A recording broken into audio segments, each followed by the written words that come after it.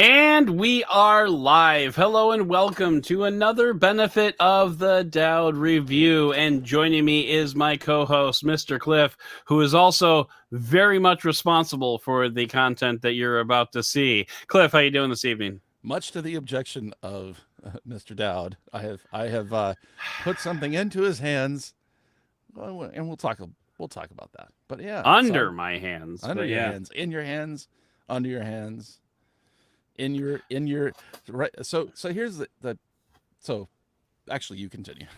Okay.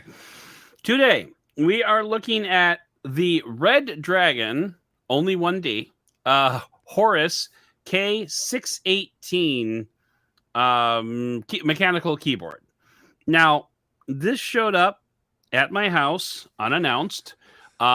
We got back from, I got back from vacation with my wife, and there was a box waiting for me when I got there, and I'm just like, I didn't order anything from Amazon. What's going on here? And so we brought it in, and I opened it up, and I'm like, a keyboard. So my first thought was maybe my kids had ordered one, like maybe my son had for some reason. Do your kids game? Does your son game? My son does. Okay. But then after I very quickly dismissed that notion, because like we had been gone for 4 days, my kids had, basically the run of the house. Who knows what they did? But anyway, like once I dismissed that possibility, I'm like, Cliff, okay. Yeah. And then I opened it up. Yeah, and then I opened it up, and this is going to cloud the rest of the review, I'm sure. But I opened up the box, and I'm like, oh, really? Like, so he sends me a message on Telegram that says, "Did you order me a keyboard?" His second response after I said yes was, "Why?" Well, actually, I believe it was, I wish you hadn't done that. I wish you had done it. Because here's the thing that you guys don't understand about Adam. Adam, like, has very specific preferences, but more than that, he's very resistant to change. Yes, he is, and yes, I am.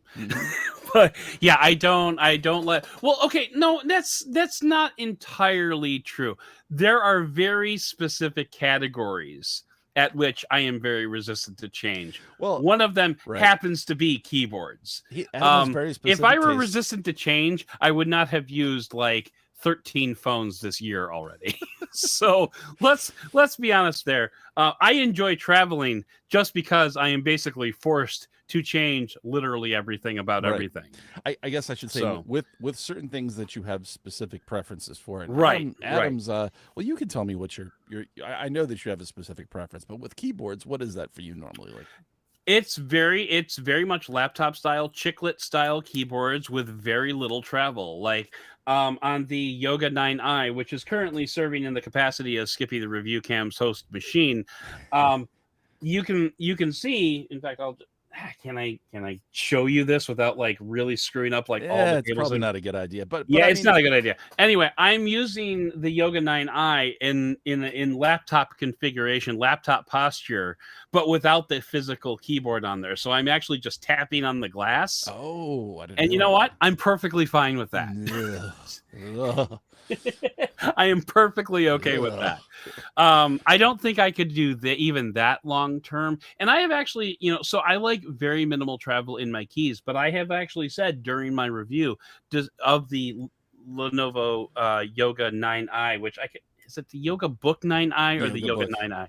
Yoga Book 9i is a different product. Yeah, I know, and one which I'll be reviewing towards the end of the year. But anyway, so I have to make sure to not screw that up in the review. The keyboard that comes with this I can show you. Yeah. The keyboard that comes with the Yoga Book 9i has almost too little travel for me. You know what? I'm holding this under Skippy the Review Cam, and Skippy's not on the thing. Hang on a second. So this is like my preferred kind of keyboard style, but even this is like not enough travel for me, but just barely. Like I wish these traveled like maybe a millimeter farther, but when you compare it to this, so yeah, and you're also blessed with the fact that with most of the laptops that you have reviewed, especially, and we've had a lot of Lenovo laptops, which, Yeah. if you're talking about keyboard, especially, is a really good thing. Is most of the time Lenovo keyboards, whether it's the Think brand or the ThinkBook, I forget what some of their other, but anyway, they're famous for making good to very good keyboards for mobile devices. So I mean, Right. you have been spoiled, my friend. An overabundance of luxury, if you will, in that respect. It's like everyone you get, you're like, oh, these are exactly what I like. But I remember, Well, yeah, and I think it's largely because ever since I started working for that startup downtown, when I got a MacBook, right, I've exclusively used laptops for the most part. I've had a couple of PCs. You know, we did the Geekom machine that I reviewed for Slash Gear, and you reviewed for this podcast. But even then, I just switched over to like this keyboard, which is the Logitech, which also has the chiclet style keyboard. Like I just really don't like a lot of travel, because like I want to float over the keys, Yeah. and like these require you to actually push down quite a bit. And for me, like I Yeah. have been into mechanical keyboards even since I was a kid, because back in the day I was using buckling spring keyboards, which were the original IBM and Lenovo made ones, that had that really loud metallic ping. If you grew up in the 80s and you used a keyboard, it was on a PC, you were either using an IBM or IBM knockoff buckling spring keyboard. That's just what was available. Now those are actually still available from a company called Unihertz. No, not Unihertz, Unicomp. Okay.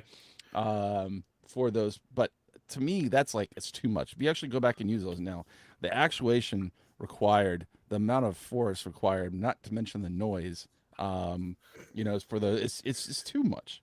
It's a bit much, And so for the longest time, there was a company, the only mechanical keyboards that weren't like buckling spring, the switches for those, which is the part that actually goes under if you want to pull a keycap, you can actually show what we're talking about.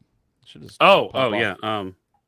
But a switch like that was made by a company called Cherry, like the fruit. It's a German company, and so when mechanical keyboards started becoming popular again, I think Cherry was popularized by a company called DAS Keyboard, DAS, who started that. I think they were the one that sort of the originator of people getting back into mechanical keyboards for their accuracy, for the feel, if that's something that you like, and for the switches are rated for like 50 million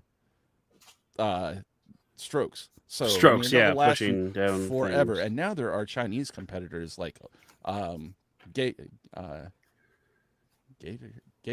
and Otemu, or Otemu, and Otemu is what your keyboard has, and specifically these are there's your extra switches that it came with, and this so his has reds. This keyboard has reds, which have no detent, no like actuation in the treble. It literally just goes to the floor, so to speak.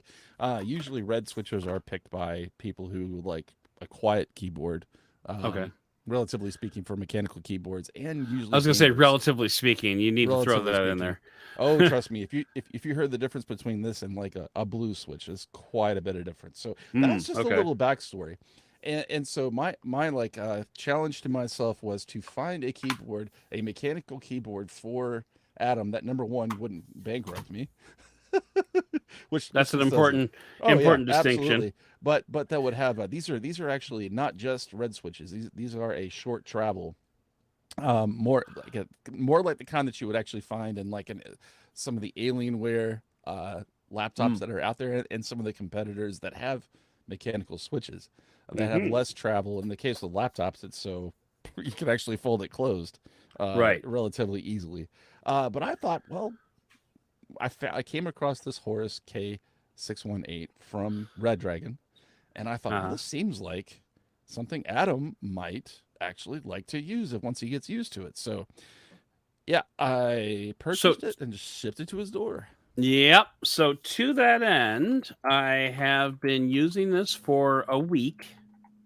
And the reason we are doing this review now after a week was because I didn't want to use it for 2. No, that's okay. So it's a little disingenuous. Cliff has asked me repeatedly over the week, like, how you liking the keyboard?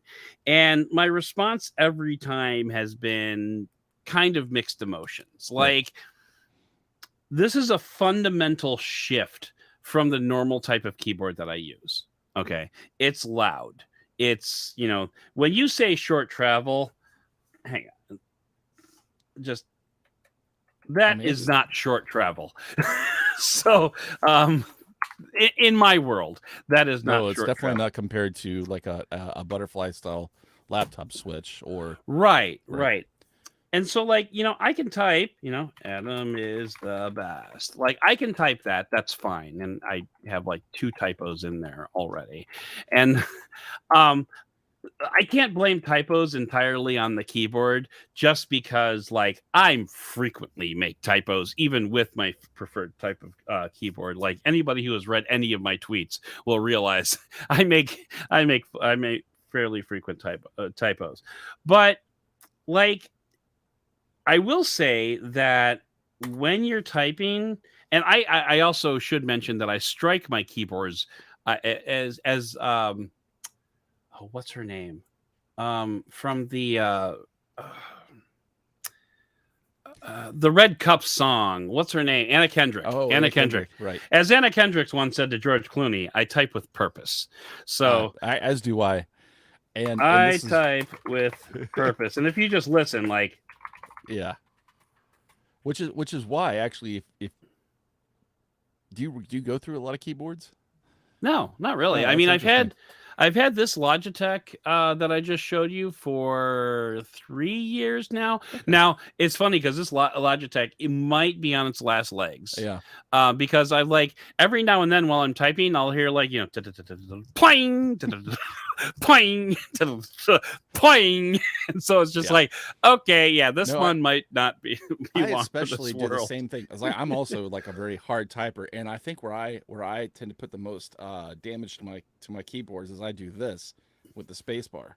Like here your hands are floating, and I'm using my thumbs. Oh, and you're like, wham! Yeah, exactly. Tap, wham! And so I've had a non-mechanical Logitech, the MX keys, the original MX keys, which I've gone through 2 of, even though it was rated to be a very and it was a space bar every time. That's funny. So actually, it's to my benefit if I'm investing in a keyboard of that expense to actually go with a mechanical keyboard, because they just tend to stand up. Well, that and like if you have a problem with your space bar, presumably you can pull off the space bar, pull off the switches, and replace the switches, and then replace the space bar. Although that might cost as much as an MX keys for all I know. Well, so here's the thing, right? Like mechanical keyboards, again, it's become a hobbyist space, right? And so a keyboard like yours, along with a bunch of other ones now, have hot swappable switches, which means that, if you have an issue like that, you can actually, pull off the keycap and pop in the new switches. In fact, your keyboard came with, I think, 8 switches in case they do go bad, which is pretty awesome. That is cool. Yeah, that is pretty neat. And so we should probably get into some of the features here. Sure. That they keep. As you can see, there is a constant RGB backlit. RGB backlit, and it's constantly motion. That actually doesn't bother me. I actually like that. I kind of dig the colors. And let's go ahead and bring up the app. And by the way, the app is glitching when I share it, but it's normally not like that. So just you're going to see as I share this. This is all blinking down here and whatnot. Yeah, it's something to do with video. Yeah, gotcha. It might, So, but like you can see, you can set up different profiles. Oh, and there's a macro editor too. Cool. And there's a macro editor as well. And so, what the macros are, presumably, I have no use for macros because I'm not a gamer. Right. But presumably, when you are,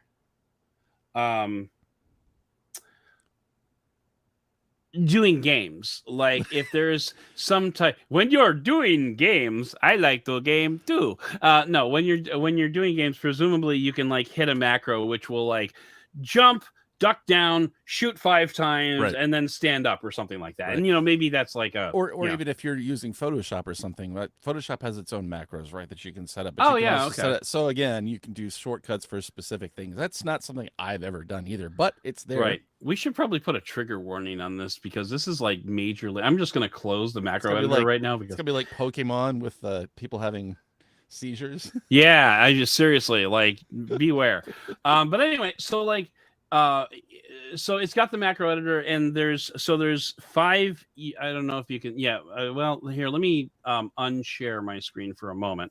So you can see that there's 5 macros up at the top here that you can push or Right. yeah, so 4. I'm sorry, my bad. 5 buttons, 4 macros. So, and this is how you can record macros on the keyboard without using the software. Gotcha. And then there's actually 5 different groups that you can set up for the macros. So if you have like a game 1, a game 2, a game 3, so like if you in Call of Duty, basically. Yeah, in Call of Duty, macro 1 will be one function. In Asphalt 9, which I don't even think is a PC game, but Flight Simulator, I get what you mean, though, yeah. And this macro will be a different set of commands. So anyway, let's go back to the software. You've also got different RGB setups that you can. And you have a lot of different RGB settings. So you've got like all of these different ones. My favorite, aside from, I think this one is called the Neon Stream, where it's just kind of flowing from one side to the other. I kind of like this one called Reaction, which if you watch what happens when I type on the keyboard. Oh, that's cool. So yeah, when you type on it, it just kind of like lights up that letter real quick. Or there's another one that I really like called is it Perfect? I think it's Perfect, where when you type, you can see like it kind of here, let me close this real quick. When you type, the colors shoot out from where you type. Yeah. So that's actually a little distracting. I'll be totally honest. Little splashes. Well, here's a question then, right? So I think you should be able to if there's not a profile already, because this is probably what I would do. I personally don't have any interest in like the straight up like RGB. I mean, it's cool to like to play with, but is there a way to just have like a white LED style backlit, kind of more of like a laptop would have? So what you can do is, first of all, there's fixed on, right, which it just like lights up everything in one thing. But you can also do a self-define, which allows you. And I could see this being really handy for a couple of different reasons. First of all, if you do a self-define, you could probably just do the whole white, and you could just light them all up like that. Yep. Or what you can do is you can be like, I want to have all my keys white except for these WASD. 4, which are how I move around the board. Right. So you can turn those red. And then like, this is how I shoot over here. So I'm going to turn these blue or something. Right. And so, you can have different, or, you could draw a smiley face, I'm sure, if you wanted. A Christmas tree, like you would do with the bubble sheets. Exactly. When you're taking a test. So you can like, I just want to have like we'll do like we could do a little pride thing here if we want. Yeah, So, stop, turn green, damn it. Yeah. So we could do like a little thing there, and then do a yellow thing here. So that's like my little pride slashes. If my daughter was in here, she'd go, "That's not the order of the colors in the." Yeah, I know. Shut up, Roy G. Biv. I get it.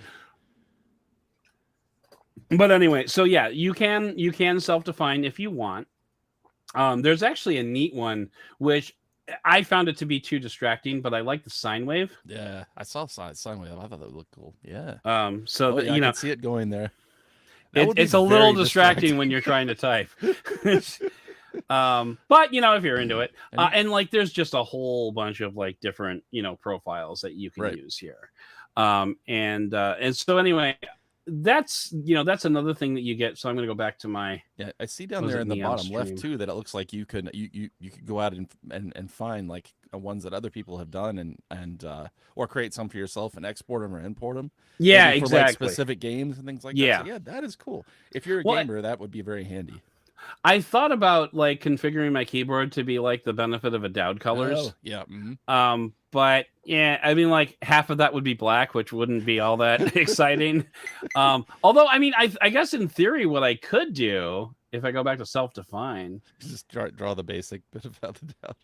I probably could actually. Yeah. Like if we just we want to go. Where's black? Do black. Okay, I guess that's blackish. Stop it. And then we could just do gold, and we can like, here's like my face, and then like here's my other half of my face, and here's the sunglasses. I don't know. It doesn't look good, but anyway, like it's like turning the logo into 8-bit. Yeah, exactly. Like the Atari version of the logo. No, stop it. Why are you doing that?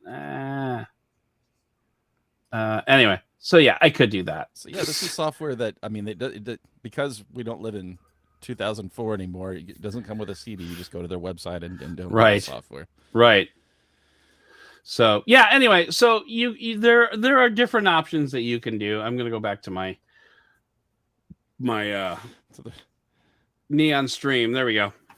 And then like, obviously, we already showed you can pull on. Let me go ahead and close this before we give people epileptic seizures. All right. And then, you can see obviously that's mirrored onto here. Now there are several different ways that you can connect this to your keyboard, computer. I have this wired. So I'm actually using the wired connection. You plug it into here and then it goes over to your connection. However, USB-C that came, or like how, like I'm just curious on the side there is USB-C. Oh, that's good. I mean, yeah, it should be, but some of them still aren't. So yeah, it's USB-C to USB-A. Okay. And then you also have 3 different Bluetooth profiles here. There's a 2.4G connection, so you can actually connect like via Wi-Fi, I guess. It comes with a dongle. Sorry, and then yeah. What I thought was really cool just in reading it is that it attaches magnetically. So if you take it with you. Yeah, I was kind of assuming that it was just a Wi-Fi connection, but yeah, you're right. It's probably it is 2.4 gigahertz. So yeah, so that's Anyway, but yeah, so lots of different ways to connect. And then there's the USB connection. Right. There's the USB connection here. There's also a slider wheel over here. And this does one of two things. Either I hope I'm not messing like with my microphone volume here. But so this slider, this roller wheel here will either affect your volume, or you can press this button here to it's the other way. Or you can push this button here to set the light of the intensity of the backlight. Oh, okay. So like you could turn it all the way off or turn it back on. And then otherwise it affects your volume. So if you got really loud right now, I'm gonna know why. But you were fine on my end, I can say that anyway. Hopefully I'm not blowing out everybody's speakers right now. No. Yeah, it's fine. The other, there's a couple of quirks that I'm not particularly fond of. First of all, I don't know if you can see it. Maybe I'll try to lift this up a little bit so we can try to see it a little bit more closely. But you'll notice, if we can focus in here, specifically like the number rows, you'll notice that the star is next to the 8 as opposed to above the 8, like on a standard keyboard. So like your shift functions are next to the normal character as opposed to above it. Oh, you mean as far as the way it's printed on the keycap? Yeah. So like, if you look at this keyboard, for the star is above the 8. On here, it's next to it, which like for numbers is fine. But like when you get over to like these symbols over here, I'm not necessarily sure I know which one is normally which. Right. I get what so you're it's saying. like it's like Oh, I want a bracket. Yeah, Do like I need to hold shift for that? which is the secondary and which is the primary. Yeah, yeah, it's very Right. true. Now the good thing Exactly. is, and I'm not saying that Adam would ever do this, but these are the switches use cherry stems. What that means is that you can use the low profile cherry MX compatible keycaps to, if you, as an example, if you didn't like the print on that, you could swap them out for something else. Oh, you could swap them Right. out for different Mhm. keycaps. Okay, I see what you're saying. So I mean, So again, that's an easy problem to solve. this is a keyboard that is very hackable in that it has, hot swappable switches, and it uses like kind of like a universal standard for the keycap. A standard. Right. Yeah. There's also this context menu button down here, which I've run into a couple of times. Like I've accidentally hit it when I was looking for something else. So it's right here in between the function and the control. Also over on this side, like the Windows key just says Win, first of all. So it's a little, I have to kind of like hunt for it a little bit. It's a but it's also because it has Win on it. It wants you to right. win. Right, of course. But no, the Windows key is a little bit pushed to the left compared to a normal keyboard, I think. So like if you look at and I think what's missing is there's no other function button over on this side. So you see like I've got a function key here. That's what your muscle memory is used to, because that Logitech keyboard has all those extra functions for Well, yeah, but even hang on, we're just busting out all the keyboards here. Even the Lenovo keyboard has that extra function key over on the side too. So like, yeah, it's a muscle memory thing. So like when I'm doing a screenshot, I just have to remember it's this button, not this button. Because I do a lot of screenshots for work, obviously. It definitely, because I at work and at home, I have the same keyboard, which is a setup like in terms of the way the keys are laid out, exactly like what you're using there. So I always have issues with laptop keyboards in terms of, again, muscle memory for things like the function key versus not. I mean, yeah, it's just what you're used to, honestly. It's not that keyboard is a weird layout. It's just, it's not what you're used to. I'm only just now noticing, like, some of these keys are not all the way pushed down. So, like, I noticed my enter key, like, as you were talking, was, like, a little bit higher than the rest of the keys. So I pushed it down, and then it was lower than all the rest of the keys. So I just had to, like, walk down and, like, push all of them down. So, like, they got that final little pop. So I might have been reviewing this completely wrong for the last week because, like, these keycaps were not all the way down. But anyway, let's wrap things up. Sure. There's a lot to like here. It is a gaming keyboard. I will say when I am typing, the clicking is oddly satisfying. I won't deny that. There's it's very customizable. I like the software for it. I wish the software would allow me to kill this button. Yeah. But that's not a big deal. What if you could kill that in Windows? Maybe. Yeah, I mean, I'm sure if I wanted to dig in and like remap the keyboard, I probably could. So like overall, obviously having a number pad is nice. Which I have on the Logitech. I don't have it on the Lenovo, obviously. I have to have that for what I do. I've tried the 87% and 60%, which is the different sizes of a keyboard without a number pad, and with what I do, it just does not work. Okay, yeah, and that's fair. But that's everybody again has their own use case, so. Yeah. But for data entry, it's really handy. So like overall, I will say like there's a lot to like here. It's just not a lot for me to like. And that's fine. Like this is just a preference. We started off this podcast by saying this is not my normal gig. Now, if I had a gun held to my head, then said you need to use a mechanical keyboard for the rest of your life, I would not hate this one. Gotcha. That being said, Cliff, I'm sending this to you. Actually, you said your son games. Do you think he would like having the mechanical keyboard? He would love to have this. He's been asking for it all week, and I kept telling him, I'm like, it's not mine to give you. You'll have to take that up with Cliff if you want to keep it. He can have it. Okay, all right. So, anyway, so like I said, it's not a bad. I like the keyboard in as much as I like any mechanical keyboard. I That's gotcha. my threshold. But like that being said, there are a lot of compelling features here that I would not mind having if I were to adopt this as like a regular keyboard.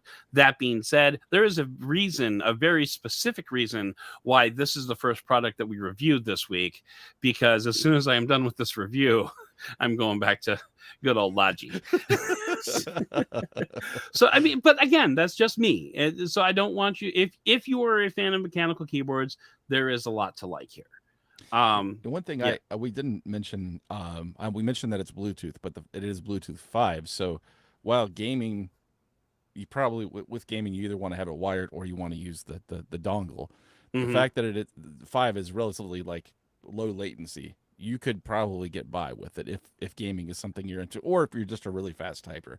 Just a little like aside thing that was one of those. Did we forget to mention anything? Right. Yeah, I don't think we really forgot to mention it.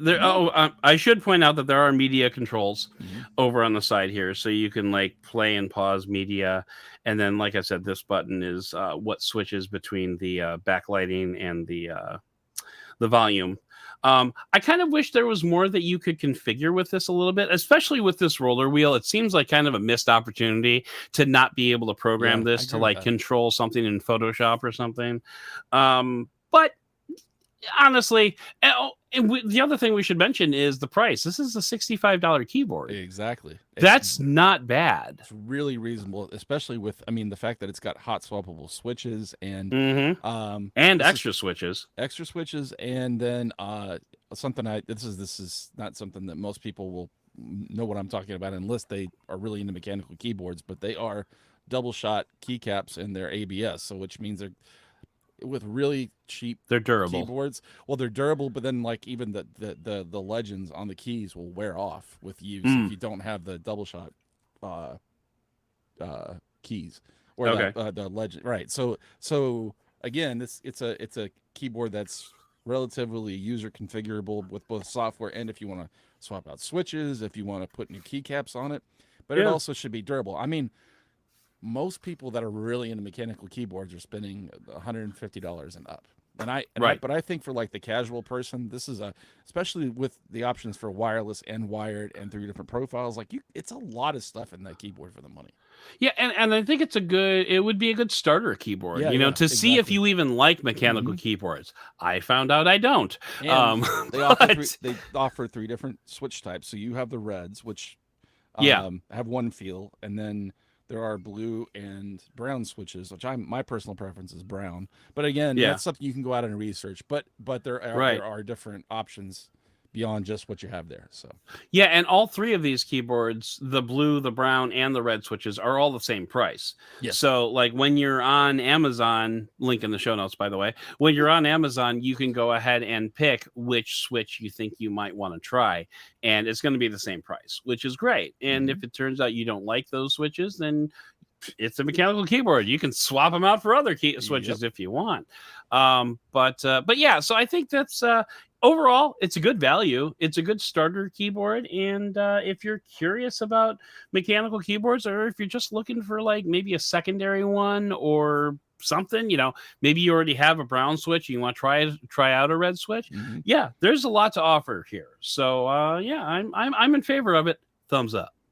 Too enthusiastic. Thumbs up. Now I need to get rid of this thing. But anyway, so I think that's going to do it for this review and for this episode of the podcast. Please consider subscribing to this podcast if you enjoyed it. And if you really enjoyed it, I would love it if you would write a review for the show. And since you're watching this on YouTube, click that subscribe button so you can be notified of new episodes as they drop. And if you want some early access, jump onto Patreon at patreon.com/benefit of the Doud. It is now July, and we're going to start doing some other Patreon only exclusive videos for our patrons. So go check those out.